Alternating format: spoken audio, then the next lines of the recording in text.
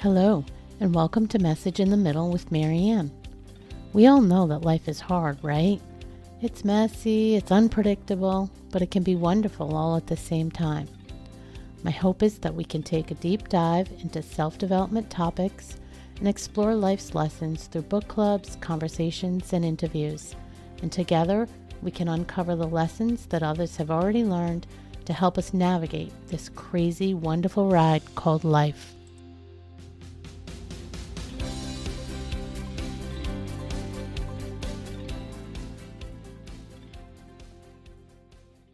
Hello and welcome to Message in the Middle. I'm your host, Marianne, and today we're exploring some of my favorite topics that are so critical during the time in midlife when many of us find ourselves reflecting on why things might seem fine on the outside, status quo, but suddenly start to feel off. A big part of figuring that out is really becoming more self-aware and getting a better understanding of our patterns and our unconscious choices and how they shape our lives. And joining me today to unwind all of that is Anne Karber. Anne is an entrepreneur, author, and podcast host known for bringing honesty, humor, and grounded insight into conversations about growth and responsibility. Anne is the author of the Life Hack Playbook and the host of the Let's Get Naked podcast, where she invites people to drop the masks, tell the truth, and take responsibility of their lives in practical ways. Anne's work centers on helping people step off autopilot and into intentional living. She speaks openly about burnout, leadership, addiction, relationships, and the internal narratives that keep us all stuck, always with a no BS approach that feels refreshing and completely human. What makes her voice stand out is that she doesn't deal in theory or sugar-coated self-help. She brings real tools, real stories, and real experience to the table. Anne, welcome to the show. Thank you so much, Marianne. I appreciate you having me. I am glad you're here, and I'd love to set the stage by having you share some highlights of your journey to now, to what brought you to this work. Sure. So kind of the high points are that I was in my upbringing in South Dakota, I was one of 5 kiddos, which with the opposite of money is the way that I will describe that. My dad was a rancher farmer, and with 5 mouths to feed, just not a lot. And so that really lent to how scrappy I am in life and how important that hustle is for me. I moved out of my parents' house when I was still, teenager, 16 years old, had my first daughter when I was 19. So very young mom. That really shaped, again, kind of who I am as far as just my resilience towards things. I always thought I could do anything. And so I've always just strived to be the best that I could be. Part of my upbringing really was focused on understanding that money was freedom, or at least that's kind of how I understood it. And so I was very driven for a long time and had kind of an unhealthy relationship with money because I didn't have any growing up, to the point where it was embarrassing for me and there was a lot of shame associated with that. And so that was very much a driving factor for me. I have always been an entrepreneur and just kind of a hustler. I had spent decades of my life with an unhealthy relationship with alcohol. I was in the construction industry and very much was able to hang with the fellas. I was always in my masculine, and that served me well until it didn't. So I found myself in my late 30s with no emotional intelligence, thinking that vulnerability was weakness. And I have a sister that was very close to me in age that about 10 years ago passed away unexpectedly in a very tragic way. And I didn't know how to handle it. And so it just kind of sent me off the rails. I spent the last few years of my drinking career making a mess of my life until I decided that I didn't have any other excuses or any other way out. And so I went to rehab and quit drinking about 9 years ago. And that really kind of opened things for me of just understanding why I was drinking and all of the things that had happened when I was younger. I have sexual trauma and other things from childhood that just, I didn't realize you needed to deal with. I just pushed them down and numbed on top of that with either alcohol or being a workaholic, which, again, it serves you until it doesn't. Yeah. Yeah. When things start to crack and you start to kind of see the messy parts, it's like, oh God, there's nothing really to hold together here anymore. And I didn't really have any other choices besides just to break. But I think, so much good came out of that because my healing journey has been at full volume and on stage because I have not hid behind the things. I think it's really important for both of my daughters. I have daughters that are in their late 20s to be able to show them and set an example of that, or my son to show him that there's no shame in really being able to take accountability for the things that I did or my part in things. And so now I've just kind of found myself on this roller coaster of self-discovery, figuring out who I was. I think because of the fact that I was such a young mom, I didn't really have an opportunity when I was younger to really explore who Anne was and what made me tick. I just spent a lot of time in survival mode.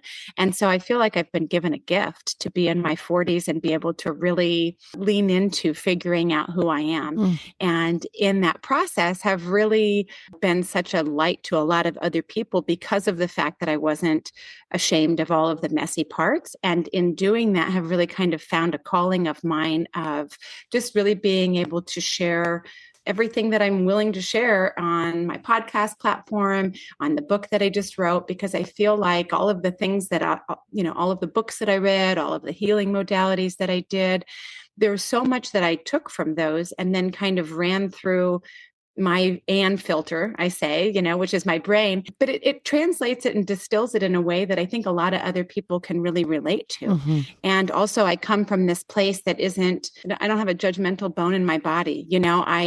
I have touched all the burners on the stove in this life, and am very comfortable talking about what that looks like and also helping people really be able to take accountability for their own stuff because no one else is coming to save you.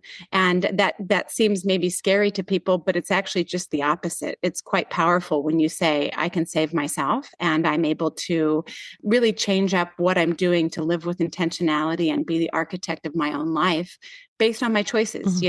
I spent a lot of years thinking I was a control, or being a control freak, which there's no benefit in that. But you do have control over your choices. And by doing the things that really lend to just having an amazing life. I'm happy to share all of that with anyone that will listen. There's so much to unpack there. There's so much, yes. But I do suspect that you do have lived a very out loud. You said you're healing out loud, but I suspect your whole life has been very out loud. Yes. And I also suspect that had I talked to you 10 years ago, we would be having a completely different conversation than we are today. You talk about self-awareness being like the real life hack. When did that show up for you? Was that in rehab when you started digging in and really looking in the mirror? Or did it come before that because something got you into rehab? What kicked that off? Yeah. I think it definitely started in rehab. For me, I just got tired of running on the hamster wheel, and that's what kind of got me to rehab and just really understanding I wasn't being my best version for anybody, myself or anybody else that was at my table of life. But the self-awareness component really did start in rehab. I thought rehab is, you go and they keep the booze up on a higher shelf for 30 days so you can dry out, and that's not what it is at all. For anyone who's never been to rehab, they want you to fix your stuff. And I don't know if we're not allowed to cuss on your show or not, Marianne, but okay. So yeah, there's a chapter in the book about fix your shit. They teach you in rehab to do that like, why are you numbing? And you get really curious about that. And so that curiosity really leads to a savage self-awareness if you're willing to do the work. And for me, I had just really made such a mess of my life that I just felt like I didn't have any other choice. I wanted to know about all of the messy parts and why I did the things that I did. And so that real savage self-awareness where you're willing to look yourself in the mirror and say, why do I do that? And really get down to it. You can't change what you're not willing to acknowledge or take accountability for. And so being able to do that is really powerful. Really powerful. And for a lot of people, really scary. I've heard you say that you also numbed yourself with work. Yes. So Boy, when I first heard that, when I was listening to some of your work, I was like, ugh, I felt that because I can completely relate at various points in my life. My question is, again, when did you realize you were doing that? And I'm curious to know if your relationship with work today is different and how you keep that in check, because you still roll pretty hard. I suspect. Yes. But well, you tell me. When did you realize that, and what do you do, if anything, to sort of keep that in check? It's funny because I feel like the work thing has been so normalized and almost glorified a little bit because I produce. And so it's like, oh, look how amazing she is. Right. And I have lived a lot of my life in my masculine, which is very, your value is built on how much you're able to produce. And so being rewarded for that, not only monetarily, but with other people like really praising you about how great you are, it makes it hard to realize, hey, maybe working 14 or 16 hours is not the right fit. So, for me, the realization happens, I think, all the time. It's still a process where I'm like, do I really need to be working all day on Saturday? So it slaps me in the face pretty regularly. And I do have to be very self-aware about that so that I keep it in check. So really, really kind of staying in touch with the things that I do for myself that don't have anything to do with producing anything, but because again, like we've talked a little bit about, you're doing your podcast and your work and all the other things, you can bury yourself into any of those different 100%. Things. It doesn't just necessarily have to be work, right? And so I have to say, okay, what have I done this week for myself? And I'm very intentional about scheduling things that are, just for me, that don't have anything to do with any of that. I have the luxury of doing that a little bit now because I was a young mom and my kids are out of the house. And so I do have more time. But yes, it has to be a daily practice for me because I very easily can slip back into finding where I've overloaded myself and bit off more than I can chew work-wise because I spent so long being a good thing. And now I just understand that the balance is so much more important. Well, let's talk about the quiet time a little bit because, again, I suspect that back in the day, it was really hard to be quiet, be still, be alone, not be producing. I'm guessing you've gotten a little bit better at that. Yes. But talk to me a little bit about what that looks like today and how did you get comfortable with that? Because I think that's something that many of us struggle with, slowing down and just sort of learning to sit in the quiet, just yourself and nothing else, and not doing to fill that space. Yes. It's Marianne, what a great question. And I think I struggled with that for so long. In my previous version of Anne, quiet was not an option because it literally felt so foreign to me that I was so uncomfortable that I would do anything to fill the quiet. And now with all of the work that I've done, I'm just the opposite. Like I get a weekend home by myself this weekend because my husband's away and I don't have any obligations. And I'm giddy with excitement because it's like now I've leaned into the quiet enough where I've gotten through that uncomfortable component of it, where everything's screaming inside of you that you're not producing or what should you be doing, or if you just sit down, it's like I could be doing so much more, but once you kind of flip that and really lean into that and figure out that rest is a required component of it, and knowing that you're supposed to put your mask on first, that you're not any good to anybody else if you don't really take the amount of care that's required, now I just crave it. Now it's just the opposite, but it definitely, like you said, you suspect the previous version struggled with that very much so. I didn't want to be by myself. I just wanted to fill it with noise. I wanted it to be just go, go, go, go, go all the time. And now I just realize I'm the best version of myself when I do really take that time for me and let my, shut down the engine, let the batteries recharge. And doing that is not doom scrolling on Instagram or just numbing out with TV. And I think a lot of people don't realize when we say quiet time, and I know you know this, Marianne, when we say quiet time, we mean quiet time. Yeah. It's like turn everything off and just be by yourself with a journal. My journal is my Bible because I learned so much about myself when I'm journaling.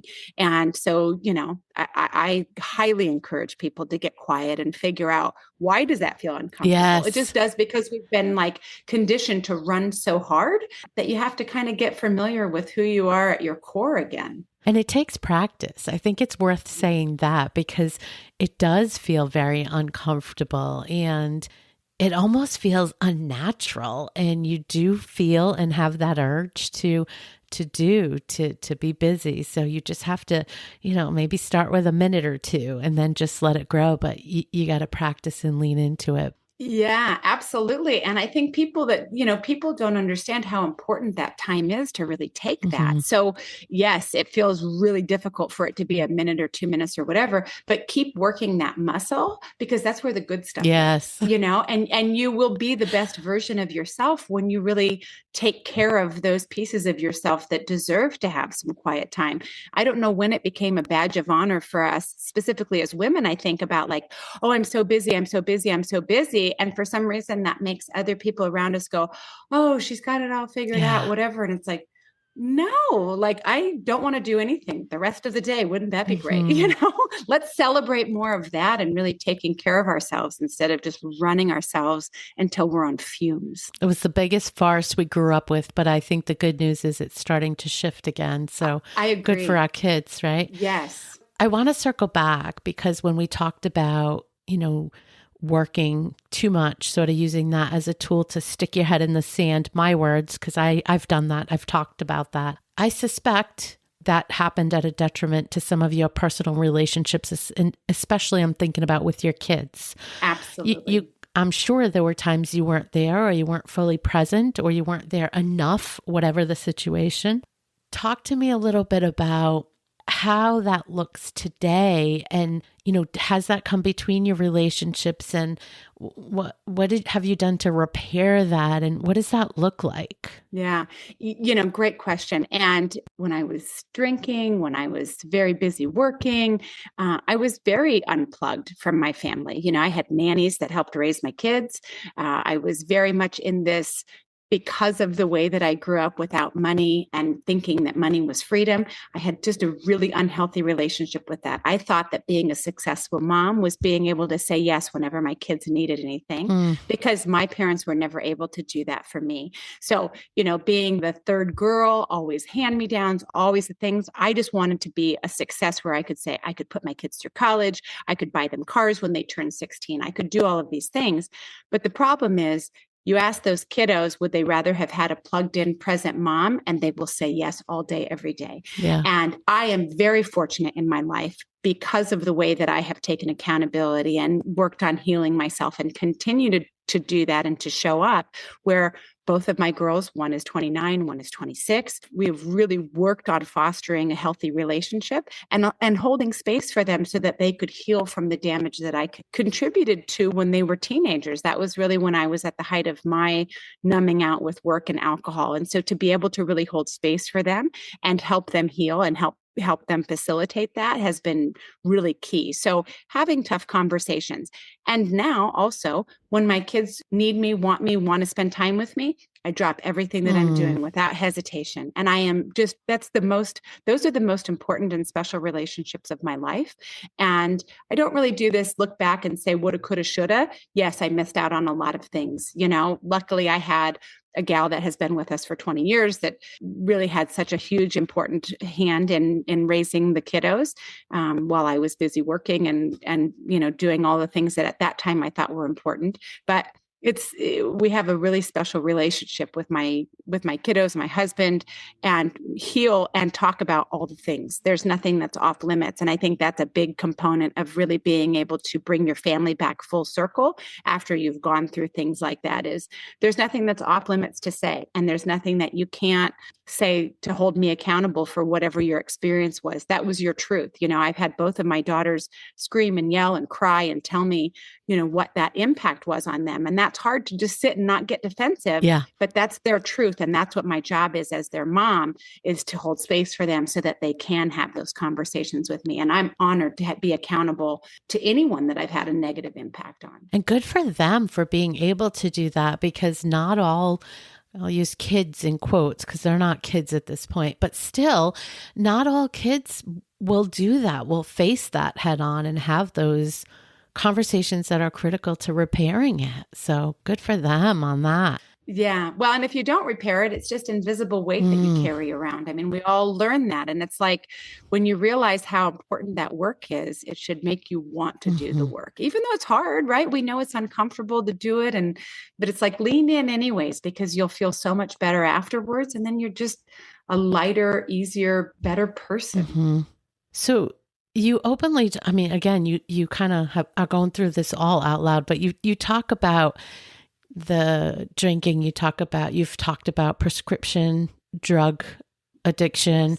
You've talked about sort of I'll say the work addiction, kind of all the things. These are all the unhealthy coping tools. What are you doing today to replace all those unhealthy coping tools? Because life still gets lifing and still, happens. And so what are you doing to replace all those things? Yeah. Biggest thing I think is just really being intentional with how I spend my energy and being able to understand and be in touch with myself. So I think, I believe that when we're born, we have this beautiful loveliness of whoever we are. And then life just mucks it up with all of these things, right? Yes. And I've spent a lot of time excavating and getting all of that muck off. And now that is, I'm very in tune with myself. And so being able to really feel into, I feel like I need to take a time out from something, or not allowing something to cross a boundary for me. If I'm uncomfortable in a situation, speaking my truth and saying, I'm not doing that. In my everyday life, making certain that I'm doing something that's physically active and moving my body. That could look something as simple as turning on music in the morning and dancing. But our bodies are meant to move, taking time to journal and to meditate. I have a yoga practice that's very important to me, or going on hikes and just spending time by myself to really tune into that place that you spent so many years covered in muck. That's for me what really fuels who I am. And I crave that time, so when I say I have a weekend with no one here, it's like, oh my God, I'm so excited. I'm going to hike, I'm going to read, I'm going to do all the things. But yeah, I mean, really just staying in tune with myself and then listening to what my body needs. So how did you find it or a path to sort of listening to yourself? Because like many of us, you shut out yourself for so long. You basically told yourself to shut up. You didn't want to hear anything from yourself. Yes. For forever. What path did you find, or what tools did you find that were most helpful in starting to trust those voices again, or even hear those voices again? Yes. Honoring your body when it starts to whisper is really important. It will start speaking louder once you start honoring it. But as an example, if you're a mom and somebody asks you to do something that you don't have time for, you don't have bandwidth for, say no. Say no like a complete sentence. When you have the awareness that a yes to someone else is a no to you, really feel into that. If your body says you don't want to go out with people on Friday night, you would rather stay home and eat tacos by yourself in your pajamas, do those things. Once you start doing those, just little tweaks, your body will, oh my God, thanks you. It literally is like, yes, because you're honoring what that whisper in your body was. Sometimes it's big things, sometimes it's little things. But as you start doing those, it gives yourself some data points where your body goes, I remember, and you're taking care of me now. Because I think you're absolutely right. We've been conditioned by the behavior that was modeled by our, the women when we were growing up, that you shut up, that you don't speak your truth, that you do the things that you don't want to do, that you are this martyr that just runs until empty. Stop doing that, ladies. We're not supposed to be doing that, So if you can really just listen to your whispers in your body, and if you're not sure, do a pause. If somebody asks you to do something, say, you know what, I've started this new thing where I'm just going to take a minute before I answer anything. Can I get back to you on that? And then just sit and think, where in my body does that feel? And do I want to? And if it isn't an absolute yes, then just say no. And it's okay to say no. But we've spent so much time trying to not make the other person uncomfortable or not put someone else out.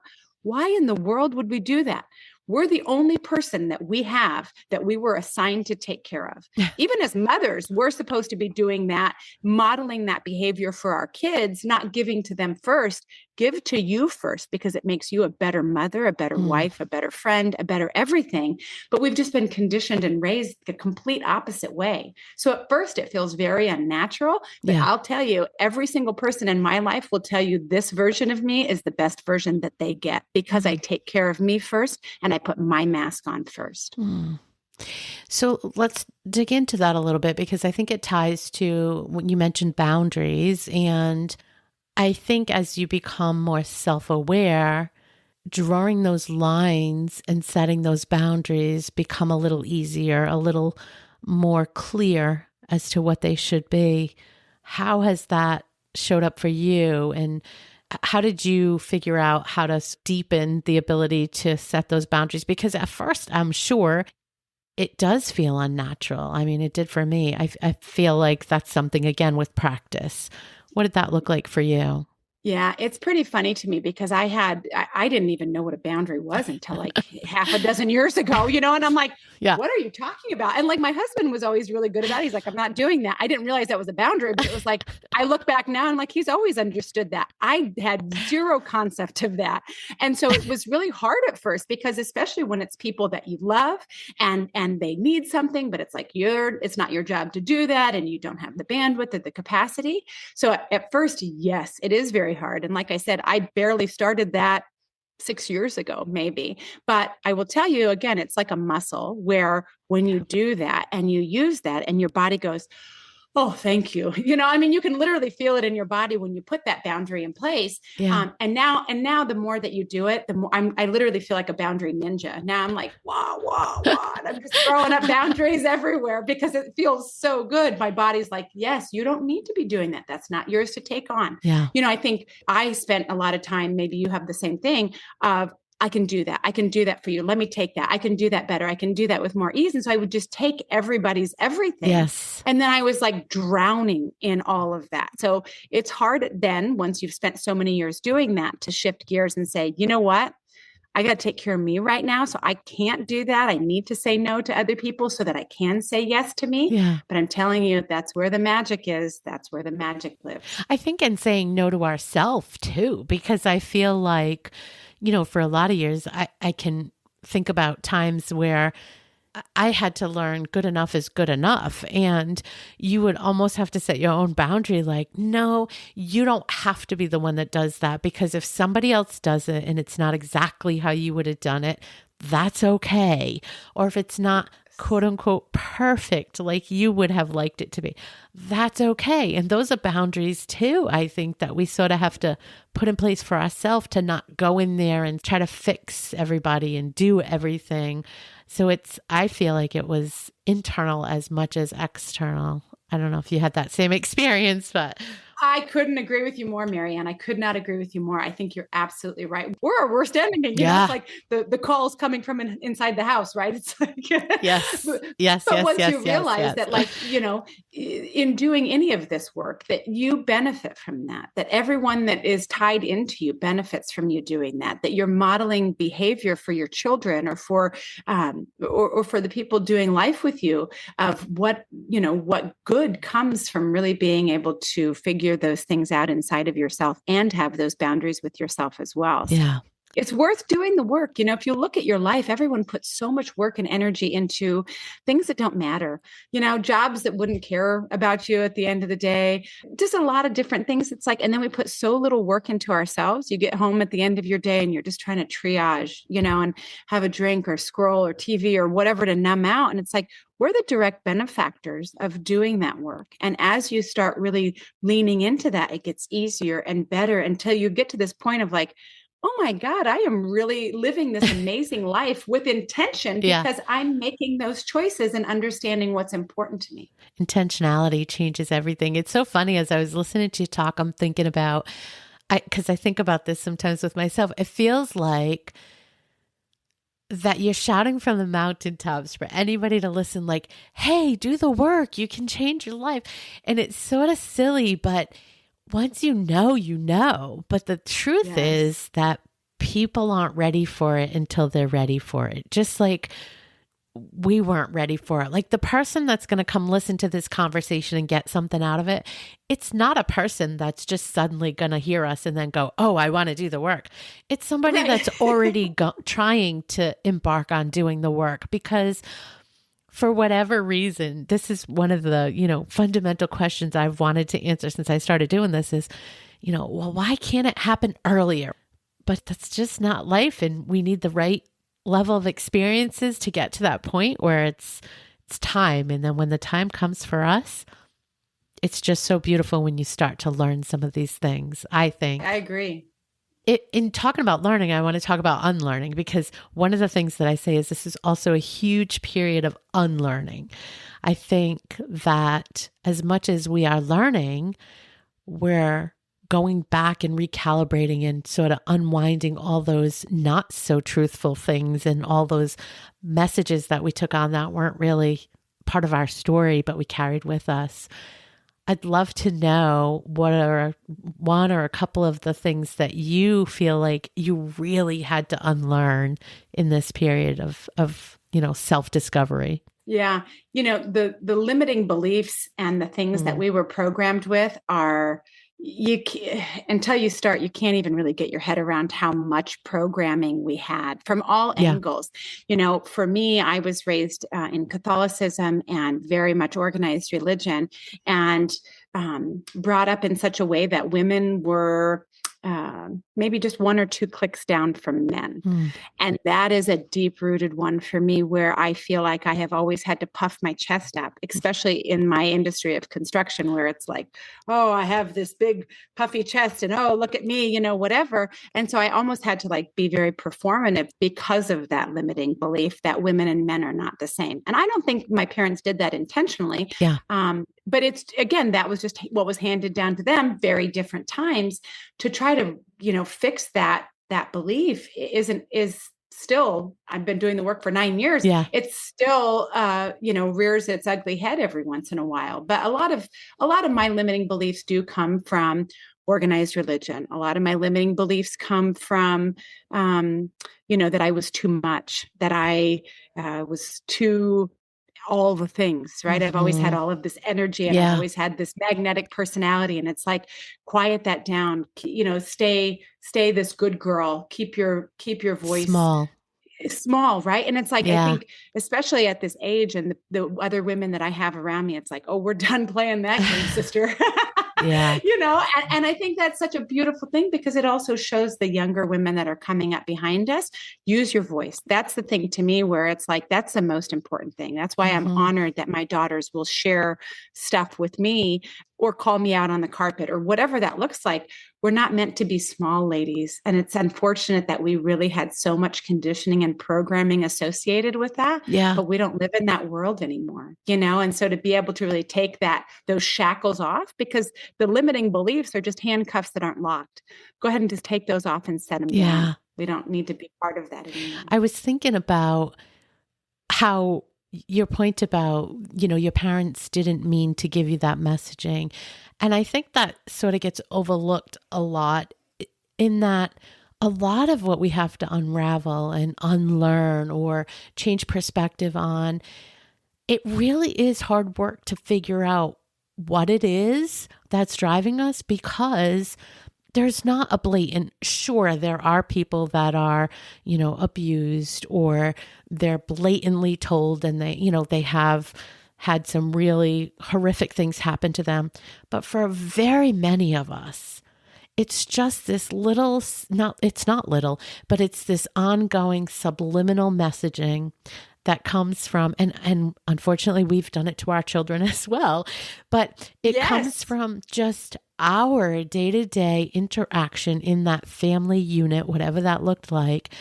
And we as little children walk away with a certain perspective, whether it was real, perceived. I mean, it was real to us. I feel like people miss that. And so sometimes when we're searching to try to find, like, what's the cause? Why do I think I need to be small? Like, maybe there's no big banner that says, oh, your mother told you you were too much. Yeah. But maybe it was that, in school, you often were told you had to quiet down because we were trying to do a lesson or whatever, something not so obvious. I think it's worth pointing that out because I think people look for the big things and there isn't always a big sign of what it was. So it's tricky. It is tricky, but I agree with you. And also being able to just acknowledge and say, like, okay, yes, maybe I can dig down and figure out where this comes from. Or like you said, maybe you can't. Mm-hmm. And either way, you still have the ability to set that belief down and not carry it forward. And I think so many people are so stuck in what their beliefs are. And it's like, we have all of this new information. And if you're willing to get curious about yourself, you realize a lot of that stuff that you are carrying around isn't serving you. Yeah. So it's like, why are you carrying that? So if you just get curious, like I really push that narrative pretty hard about just get curious about yourself, about why you do the things that you do, about why you feel the certain things that you do. And you can't do that if you're just constantly berated with noise and we all are in this society of social media and TV and noise, and we can't sit by ourselves and all of that we were talking about at the beginning. Get quiet and see what comes up for you, I just heard somebody say this week, I'm not going to remember who it was, but I heard them say that they were speaking to a woman and they said, just for a week, I want you to not put on makeup, not do your hair, and pull the rattiest clothes you have out of your closet and just go about life just like you would normally, but with those 3 changes. And what you're going to find is that nobody cares. Like you might get a question or two if it's totally out of character, but nobody's going to care. It's not going to change the interaction or anything. And I started thinking about that and I thought, gosh, what a way to really pull apart some of those beliefs, because I mean, I am somebody that always has makeup on, that always, and so when you think about that, like, why does it matter that much? Like my husband will forever be saying, like, let's just go out of the house, just grab, throw some clothes on, let's go. I'm like, I can't, blah, blah. But can I, right? So what drives that? And I do know where that comes from. My mom was fully made up. Always. I mean, she's 78 today and still. So this is something, but it wasn't like back to our earlier point, it wasn't her telling her children, you have to do this. It was just something that I saw about why do I have to do it? The good news is neither of my children do makeup. They don't feel like they have to. So I guess.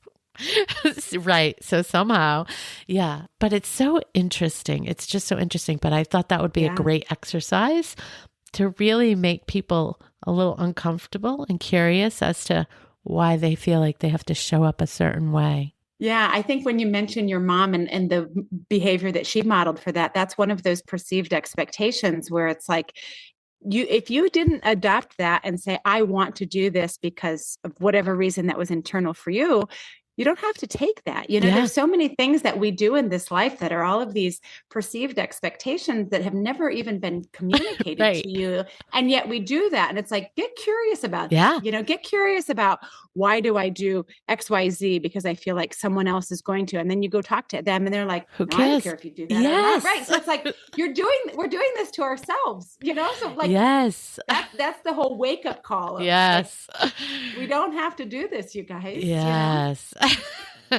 Wild, right? It's so wild. Yeah, it is. It's fascinating to me. I love to dig into this stuff of just why we are the way that we are, why I am specifically for me, why as us, in general, we are the way that we are. It's fascinating to me. So funny. I always say that to my daughter. People are fascinating. They're just so fascinating. Like our minds are so amazing. It's just good and bad, but it's fascinating. Yeah, good and bad.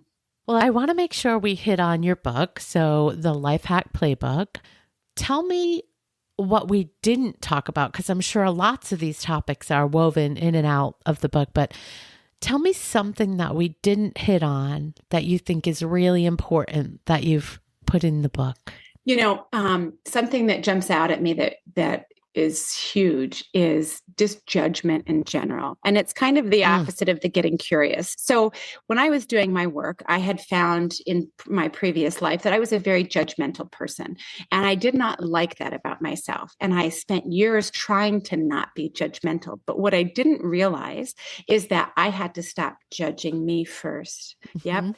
And as soon as I did that, everything else fell away. And so I think that, that's a chapter in the book where I talk about, just my, how I visualize things. This book is really visual to help people really grasp it. And it breaks things down so that it's not this clinical kind of way of doing things, but just a very practical guide. So the judgment one for me was huge. I think that was something that is worth mentioning because a lot of people do. They're like, oh, I'm going to try not to judge so much. And it's like, turn the mirror around, look at yourself, understand that you're doing that to you first. Yeah. And also that's a terrible thing for us to do to ourselves, but we've just been, again, conditioned that that's normal. So the judgment one is a big component. I like that one. I felt that one too. Yeah. I'm curious how you would define success today versus, years ago, 10 years ago. I'm sure it looked very different and was solely focused on the money and chasing the money and the prestige around that and the safety around that. Mm-hmm. What does success look like to you today? It's so wildly different. And I'm at my insides are actually chuckling with the words that are getting ready to come out of my mouth. But success to me today looks like being so deeply rooted in gratitude, looking for the positive in things, and also really understanding that every one of my days has the same value. So a Tuesday to me has the same value as a Sunday. And I realize that this day today is a gift. And I will absolutely use it accordingly. And to me, that's success. I love so it doesn't that. It doesn't mean that bad things aren't going to happen. It doesn't mean that like any of the other stuff, life happens. Like you said, life, right? Yeah. But realizing that like, I get another day to do this. I get another day to do this life and I'm not going to waste it. I'm going to leave things better than I found them, whether it's me internally or other things, people or other things.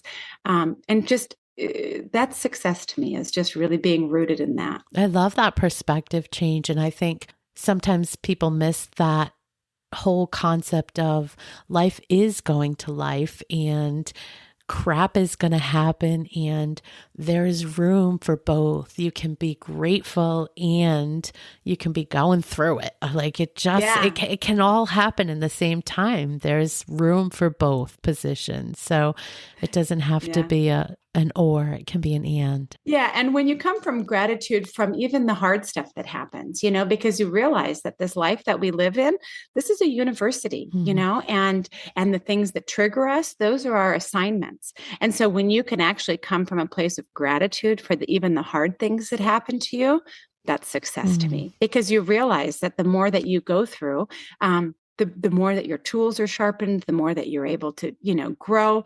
That's where it's at. We're not meant to live in this hamster wheel on lather, rinse, repeat. This is amazing, this life that we live in. Treat it like the gift that it is. I would say that's the gift right there, is when you get to the point where you recognize that is the true gift. Yes. So I typically wrap up by asking, if you could only leave one message for the listener, what would it be? Love yourself. Love yourself. Like really get curious about that. We've ignored ourselves for so long, right? Like get back to that 8-year-old girl. Get back to that girl before you lost your innocence or whatever age that was for you. That's what we're meant to be on this planet for. Because what sparked that little 8-year-old girl's soul is what we're meant to be doing, no matter what your age is, right? Yeah, I believe that to my core. I do too. So just get the muck off. Get the muck off that little girl and let her play. Yes, remembering that's part of the work. Yes. is remembering, right? Just because we forget, we get tied up in life and we forget all the things. Yes. Well, this has been such a great conversation. Where can people find you? Where are you the most active? I think probably with my podcast. My podcast is Let's Get Naked. And on that platform, you can find information about the book, the Life Hack Playbook, or you can get that on Amazon. I also have a website, annekarber.com. And yeah, all the socials are linked there. But yeah, those two websites are probably the best place to find me and connect. Awesome. Thank you so much for talking with me today. Thank you, Marianne. I appreciate you. Thanks so much for listening to today's episode of Message in the Middle. I hope you found something in this conversation that reminded you that you're not alone and that midlife isn't about winding down. It's about waking up. You're not done. You're just becoming. If this episode speaks to you at all, please share it with a friend who needs to hear it. And if you're enjoying the show, I'd be so grateful if you could take a moment to leave a review. It really helps other women find this community and this podcast. Until next time, take care of yourself.